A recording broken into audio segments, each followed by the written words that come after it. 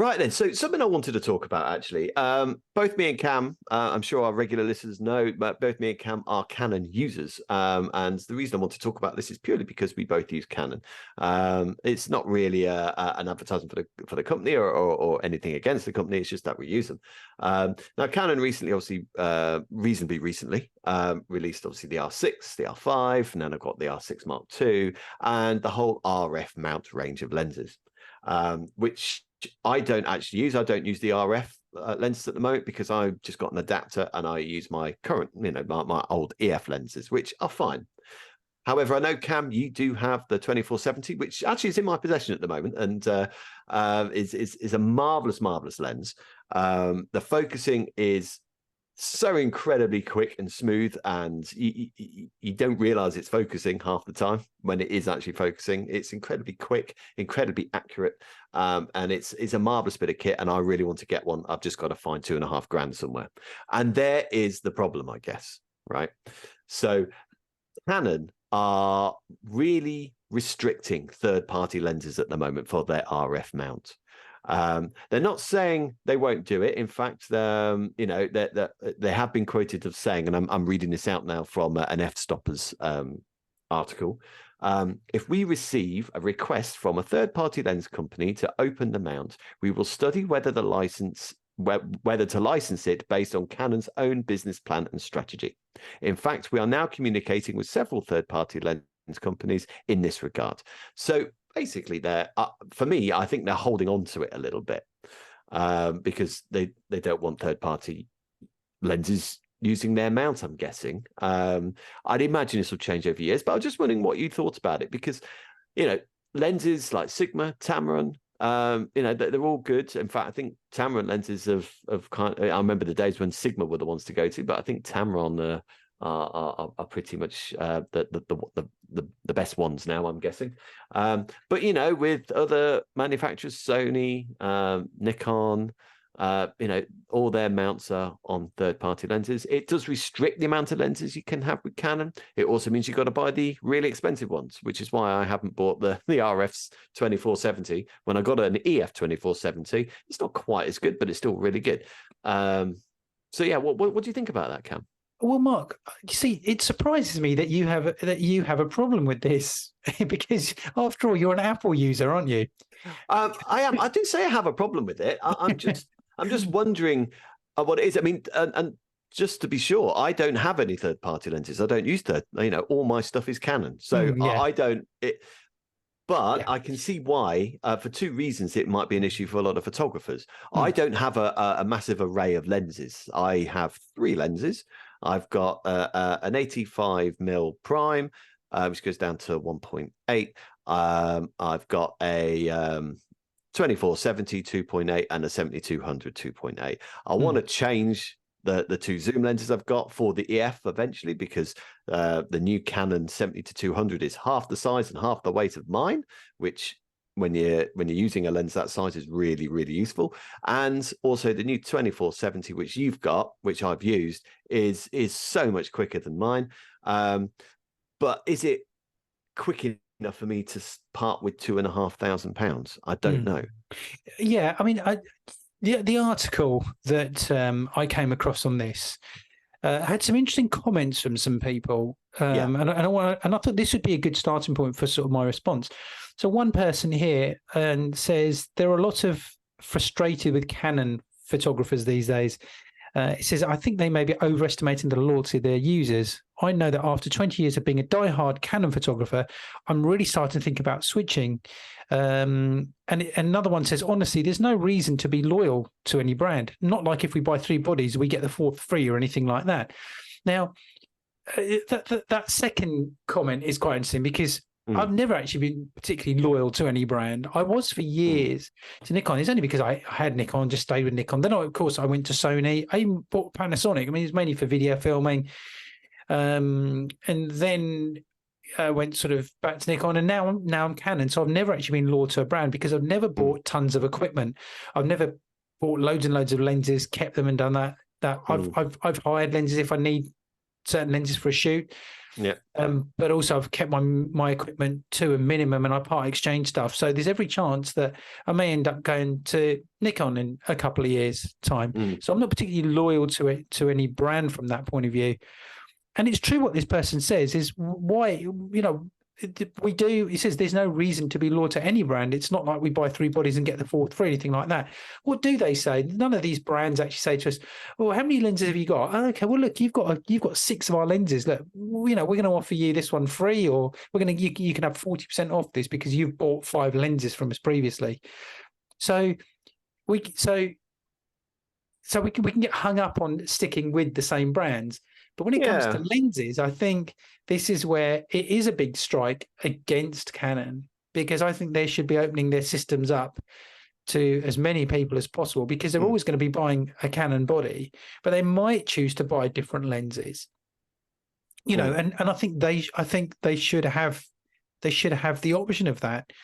Yeah. And I mean, I'll just to say about switching gear. I mean, I switched gear back in 2008. I was Nikon, and then I went over to Canon, and I've been Canon ever since. And I don't see myself changing, not because I have any particular loyalty, but because I just don't understand why people switch all the time. I don't get it. I don't understand why people switch, because you're constantly changing your camera. You've got to relearn where things are. I know how to use my camera inside out pretty much in any situation. You keep switching, and then you switch back, and then you switch. I mean, why? Just well, the thing is for me, I've done that because I've always felt actually there's something about this. Let's say when I jumped from Nikon to Canon, there was a reason for going to what I did, because I was really impressed by what the image quality. I was really impressed by the way it was performing. I was really impressed with the whole camera. I thought, but you also use Sony. Yeah, but the thing is there was a real upgrade. I've said before, Sony menu systems are very, very difficult to understand. They are for me. We still use Sony. Don't get me wrong. We use it for video, but not for photography. Ergonomically, I don't think the Sonys are a patch on Canon or Nikon. Okay, and so I will chop and change brand because I feel that I'm getting something that's better than that I had before, and better than what that old brand had to offer. That's the reason why I was doing it. And you know what? It's actually quite nice to get something brand new and now to learn something. I've learned now that I can pick up a Sony and be partially familiar with their ridiculous menu system, but I can pick up a Canon, I can pick up a Nikon, and I'm pretty good with all of those. And I think that's been quite a good learning curve as well. And that's been good for the courses that we run. Okay, so it's good to have some idea of those. So I don't have a problem with any of those. But it's reading the comments from some of the other photographers again. Some people saying that they jumped from Canon because of this lens issue. Some people have gone to Sony. There's one guy saying he doesn't know any professionals that shoot Sony. So everyone's got their own opinions. Yeah. But what it comes down to is this story was all about the third-party lenses. Yeah. In that, obviously it's down to Canon. It is going to prevent some people buying Canon, but Canon would probably turn around and say, well, that's your choice. Yeah, I think it is. I mean, I don't think it will stay like this either. I mean, eventually they will open this out to third-party lenses. I mean, they're always going to, because the competition are. So I can completely understand that. Let's say, how long's the RF mount really been going for? Is it 5 years, 10 years? I don't really know. I mean, the R6 and the R5 came out about 4 years ago now. Was it just pre-pandemic when they came out? And then obviously that's why I'm a bit uncertain, because the pandemic is kind of, it's kind of skewed the timeline. But I remember the first photography show when I bought my R6 after the pandemic. They sold out. I mean, all the stores basically sold out because they were selling them at a really good price. But it was the first time people could really get hold of them, I'm guessing, because I don't know if you remember, but there were some chip issues, weren't there? For me, you couldn't buy new cars because there were chips because of the pandemic. And I know Sony and Microsoft have issues for their consoles because of this chip. I don't know if cameras had the same issue. I don't know. But for me, the R6 and the R5, and that RF mount really in its pomp is quite a new system. It's been I think it's been going, like I say, it's been going longer than I think most of us think it has, but it's quite a new system. So if I was Canon, I'd be like, well, no, hang on, this is our new system. We're just going to have this for a bit and then open it out. I can kind of understand that. I do get it. I mean, Canon aren't, they have the luxury of being able to say enough people are buying their cameras anyway, aren't they? Yeah. Right? But actually, but there's still a whole generation of people that are coming into photography and are looking into buying something. And when they start to pick up on these sort of things, well, you can't get the lenses or you can't get third-party lenses for it. That is a problem. You can't get adapters, all sorts of things. I mean, what I would say is, though, you can get third-party lenses for the R5 and the R6, though. You just got to have the mount. You just got to have the adapter. Yeah. I'm using an adapter for my old EF lenses at the moment. So it's not as if you can't use third-party lenses. You just can't use the third-party lenses with the RF mount. Yeah. I think I think as long as people are aware of it and they don't go into buying a system and then thinking, oh, but I thought this, I mean, that's up to them to do their homework. So, well, of course. And the thing is when you read an article like this and you read the comments that you're going to get are all the ones who are going to be knocking Canon anyway. Well, of course, yeah. Right? It's going to be the people that aren't happy with Canon, the people that have decided to switch from Canon, or it's not the people that are saying, hey, look, it doesn't really bother me, I'm all right. Those people aren't going to bother commenting. So. I mean, I use Canon because I think it's and the R6 because I think it's one of the best cameras about at the moment. That's why I use it. I'm not sponsored by Canon or anything like that. I made a choice to go mirrorless. I'm sure listeners will remember, I was very wary about going to mirrorless. A while back, very wary because of the issue. Yeah, but it's because I knew the issues that Rob, who used to contribute to this, he had massive issues with his Sony in low light conditions. He had to change back to his DSLR, and I was like, well, what's the point in that then? Do you know what I mean? What's the point? And it was only when I spoke to it was Tommy Reynolds who was on here, and he got an R5, and he said, oh no, there's no issues of that with this, and I was like, fantastic, okay, cool. And then I went. And I went and got it, and it was amazing. And that I feel that the R6 and the R5 and I have the R3 is amazing as well. I think they are the better mirrorless cameras at the moment. I'm not sure if Sony and Nikon are as good. That's my personal opinion. I'm sure there's some Nikon listeners out there and some Sony listeners out there are probably shouting at me at the moment. But I think there's a lot of fear. I think the people that are probably the people that are sort of fearful about switching over and admitting the fact that, hey, look, I'm a Nikon user, and because I've got loads of Nikon equipment, I've got loads of, and I'm invested into all of that with all my lenses and everything, so I'm going to just stick with it. I think people should be a lot braver than that and say, don't just sort of say, well, you know what, I'm going to stick with it because I have to. No, you don't have to. Look at all the kit that you've got. Look at all the lenses, and say to yourself, do I actually use this stuff? How often do I use? Well, there is that. Yeah. That 70 to 200 mil lens. How often do I really get it out? If I didn't have it, would I miss it? And then people will say, then I'll say, look, I exit. Get rid of all this stuff and go into a new system. You'll be a lot happier. But then they'll say, "Yeah, but I'm not going to get as much for it as when I bought it for." Well, of course you're not going to. Of course you're going to sort of, in inverted commas, lose money. But hopefully that gear has earned you money along the way. Okay, so people, I think should be a lot braver. I think people should, when people do say, "Well, it's because I've got all the gear anyway," and I always sort of think that's sometimes it's playing it safe. And then when you disagree with that. When you do jump to another brand for the right reasons, and those right reasons only you can decide on, then you think, do you know what is the best decision I could ever have made? You see, when I went to Canon, there was two reasons why I went to Canon. Really, the first one is I was working for a studio who used Canon, so I knew how to use Canon, and I liked. And the second reason was I liked the way their lenses were ranged and sized, and I liked them. I liked you had the L lenses, you had the non-L lenses. It was a lot easier to work out which lenses I need to get, I felt. So that's why I left Nikon and went over to Canon. Now, it just so happened that at that time, Canon released the 5D Mark II, which was quite a revolutionary camera at the time. It had a full-size sensor, which for the price range was really good. And I think it was the first camera that had the 1080 video on there as well. So it just so happens that's the camera I bought. I swapped at that time. Now, between now and then, loads of people have been telling me, oh yeah, the Nikon D750, the D850 or whatever, that's the best wedding camera to get, and you're using this Canon one, and why are you using that Canon? You should switch over to Nikon. And I never did. I said, no, I like my camera. It does what I want it to do, and I'm really good. And now it's come to this point where it's kind of flipped again, where obviously Canon is smashing it with the R6, is now the Mark II, the R5 and all that, and maybe Nikon and Sony not quite there at the moment. And then I upgraded to that, so I didn't need to change my system. Do you know what I mean? No, you're right, Mark. And that's what I was saying, because I did say that you have to make that decision for yourself. I'm not saying change for the sake of changing.